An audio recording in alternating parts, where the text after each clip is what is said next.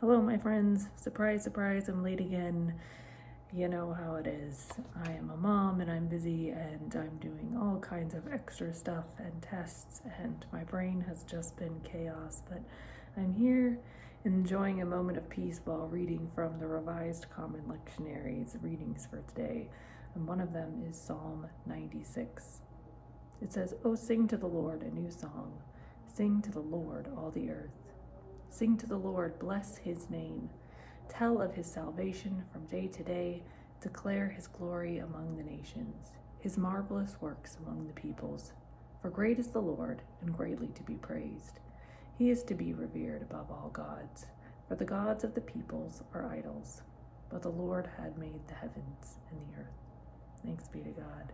This reading really stood out to me today, not only because of its call for the recognition of God's provision and all of the beauty in this world of ours, all that we have to be grateful for, but also because I was just listening to a podcast that was talking about how we all have our own false gods. We all have our own idols. I think when we read things like this, we tend to turn our minds to the past and the ancients and their physical, literal idols, instead of focusing on the things in our own lives that we might be idolizing or placing in front of the simple beauty and truth of God's love and provision and call for us to love and serve all of creation.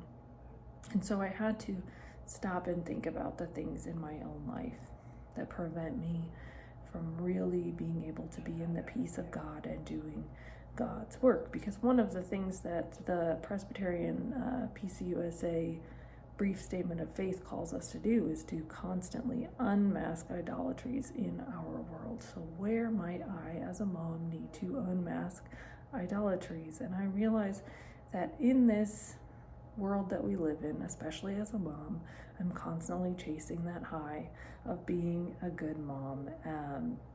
I idolize my kids in some ways. I don't do the things that I'm called to do because I'm so concerned about being the one person in their lives that can do everything for them. And even though it's so stressful to take care of everything and to handle everything, to arrange picture perfect birthday parties or to do X, Y, and Z, it's an adrenaline rush and it's a control thing, and it's me putting those things above the simple trust that God's grace and provision is enough, that I don't have to be super mom, that I don't have to be the best and the greatest, that I don't have to have all of the praise and the accolades for being such a perfect, fantastic mother.